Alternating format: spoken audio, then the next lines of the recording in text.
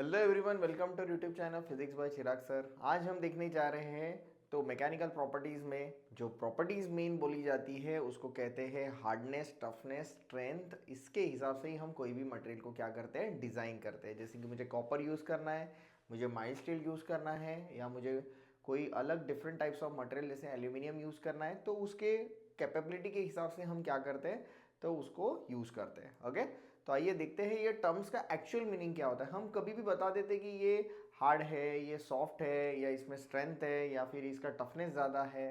Okay, सो ये brittle है, ductile है, तो ये एक्चुअली बेसिकली होता क्या है वो हमें पता होना बहुत इंपॉर्टेंट है। सो 11th स्टैंडर्ड ऑफ साइंस के जो फर्स्ट ईयर ऑफ हमारा जो साइंस में जैसे हमारा एंट्री है उसके हिसाब से ये सारी चीज़ें क्लियर होना बहुत इंपॉर्टेंट होता है। और इसी बेसिस के ऊपर हमने लेके आए हैं हार्डनेस और टफनेस, स्ट्रेंथ एंड उसके कुछ ऐसे एग्जांपल्स जो एग्जांपल्स आपको पता होने चाहिए कि ये होता क्या है। ओके, तो आइए देखते हैं हार्डनेस। हार्डनेस का मतलब क्या होता है? तो बेसिकली हम कहते हैं कोई भी मटेरियल हार्ड है, बट हार्ड कब होता है, कोई भी मटेरियल हार्ड कब होता है? जब वो रेजिस्ट करता है प्लास्टिक डिफॉर्मेशन को। मतलब वो एक उसको फोर्स लगाने के बाद वो क्या होता है, अगर वो वही पोजीशन पे प्लास्टिक डिफॉर्मेशन पे अगर वो रहा तो क्या है, उसकी हार्डनेस कम है। और वो बेंड होके अगर वही पोजीशन पे नहीं रह रहा है, उस जितना रेजिस्ट करेगा उसको कहते हैं हम हार्डनेस। ओके, तो ये होती है हमारी जनरली हार्डनेस जो हमने यहाँ पे देखा है। ठीक है, तो उसको अलावा हार्डनेस क्या होता है? It is a resistance to bending, then scratching, abrasion और कटिंग। बेंडिंग क्या होता है? वही प्लास्टिक इंफॉर्मेशन और डिफॉर्मेशन और क्या हो जाएगा, बेंड हो जाएगा। लेकिन स्क्रैचिंग क्या होता है? स्क्रैचिंग एंड एब्रेशन अगर वो घिसता है कहाँ पे, अगर रफ होके अगर कहीं पे अगर वो क्या हो रहा है, मूव हो रहा है, शेयर हो रहा है, तो उसको कहेंगे scratching, abrasion. Okay, and cutting, अगर उसको कट करे तो जल्दी कट नहीं होगा तो भी क्या है, वो मटेरियल क्या है, हार्ड है। Okay, so next, the greater is the hardness, the greater is the resistance to deformation. यही हमने देखा है, resistance, cutting and scratching, abrasion. जितना ज़्यादा रहेगा उतना उसका डिफॉर्मेशन कम होगा, और जितना कम हार्डनेस होगा उतना उसका डिफॉर्मेशन क्या होगा, ज़्यादा होगा। ओके, तो देख आइए देखते हैं नेक्स्ट क्या है। सो देखो, the stronger is the material, that is the material has a more strength. कोई भी मटेरियल हम अगर बोलते हैं कि बहुत ज़्यादा स्ट्रॉन्ग है मतलब क्या है कि उसकी लोड कैरिंग कैपेसिटी क्या होती है, ज़्यादा होती है।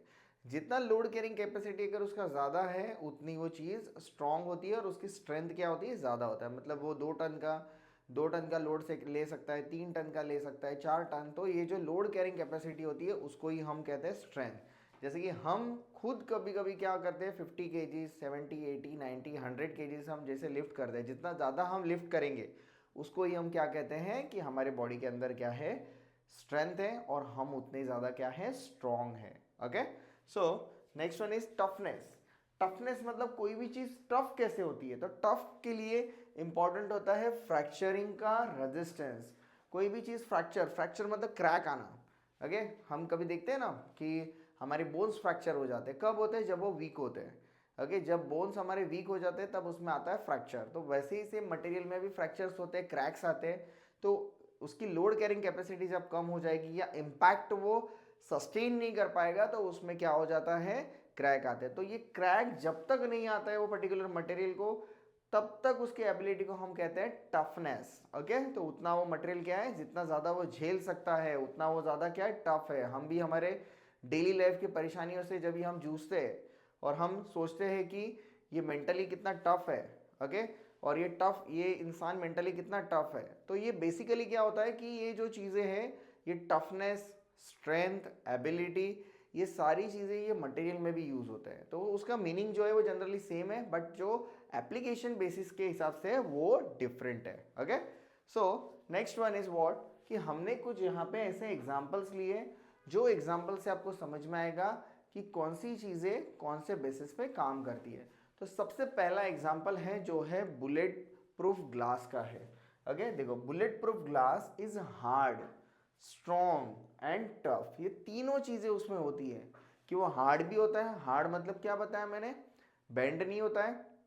और वो क्या होता है, जनरली स्ट्रॉन्ग होता है, टफ भी होता है। स्ट्रॉन्ग मतलब क्या होता है कि स्ट्रेंथ ज़्यादा होती है उसकी, और टफ होता है इसका मतलब क्या है कि जनरली वो स्क्रैचिंग एब्रेशन जो है उसमें जल्दी उसको फ्रैक्चर को रेजिस्ट करता है, ठीक है। तो कोई एक मटेरियल रहेगा, वो मटेरियल में इतनी सारी एबिलिटीज एक साथ हो सकती है, उसका ही एक एग्जांपल क्या है, तो हमारे पास बुलेट प्रूफ ग्लास का एग्जांपल है। बहुत सारे एग्जांपल्स आपने देखे होंगे, ऑनलाइन वीडियोस में आपने देखा होगा कि बुलेट प्रूफ ग्लास को चेक करने के लिए क्या करते हैं जनरली, तो AK-47 से वगैरह उसके ऊपर हीट किया जाता है और उसकी ड्यूरेबिलिटी चेक की जाती है, ठीक है। नेक्स्ट है ड्रिल बिट। ओके, तो ड्रिल बिट देखो, इसको कहते हैं ड्रिल बिट, ये ड्रिल बिट है। ओके, ये ड्रिल बिट बहुत इंपॉर्टेंट होता है, जो ड्रिल मशीन के अंदर लगता है। आप इसका यूज किसके लिए करते हैं, इसका यूज जो है जनरली देखो, ये ड्रिल मशीन है, ये ड्रिल मशीन हमने यूज किया है, तो इसमें ड्रिल बिट यहाँ पे होता है। तो ड्रिल मशीन हम ड्रिल मारने के लिए हम जनरली उसको यूज करते हैं।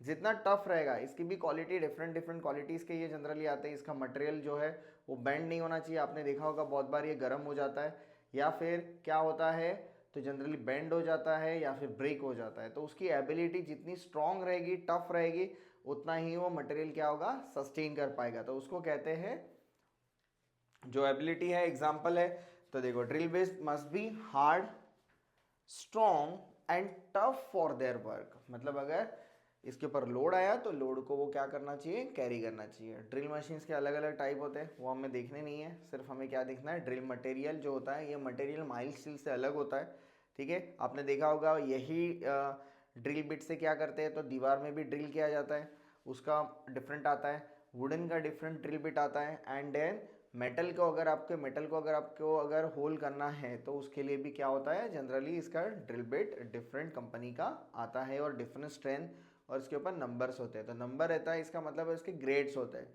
ये ग्रेड के हिसाब से वो उसको डिज़ाइन किया जाता है, ओके, और मटेरियल यूज़ किया जाता है। Last one is what, anvils. Anvils मतलब आपने देखा होगा, जैसे कि जो लोहार होते हैं, ब्लैक स्मिथ, उनके पास जनरली हैमरिंग करने के लिए जो नीचे बेड वो क्रिएट करते हैं, बेड होता है, ओके, उसको कहते हैं एनविल्स। सो बेसिकली एनविल्स जो है, एनविल्स क्या होते हैं, तो एनविल्स की एबिलिटी क्या होनी चाहिए कि लोड को सस्टेन करने वाली होनी चाहिए, बराबर है। वो लोड को सस्टेन करेगा, इम्पैक्ट को झेलेगा, बट वो जो है वो इतना हार्ड नहीं होगा। ओके, देखो एनविल्स आर वेरी टफ, मतलब क्या है, रेजिस्टेंस टू फ्रैक्चर, फ्रैक्चर को अगेंस्ट रहेगा, फ्रैक्चर नहीं होने देगा। स्ट्रॉन्ग होना चाहिए वो, उसकी एबिलिटी बहुत ज़्यादा स्ट्रॉन्ग होनी चाहिए, एज वेल एज क्या है, बट वो हार्ड नहीं होता है। अगर वो हार्ड रहेगा तो उसमें अलग प्रॉब्लम्स आ सकते हैं बेंडिंग की वजह से, क्योंकि उसका यूज़ क्या होता है, पर्टिकुलर ऑब्जेक्ट को जब हैमरिंग करते हैं तो उसको दोनों साइड से इम्पैक्ट आने के लिए और शेप आना चाहिए, okay. So this is nothing but what the hardness, toughness and the strength of that particular material which depend on the various factors, okay. So अगर आपको वीडियो पसंद आया होगा तो इसको लाइक करें और अपने दोस्तों के साथ शेयर करें। Thank you, have a nice day.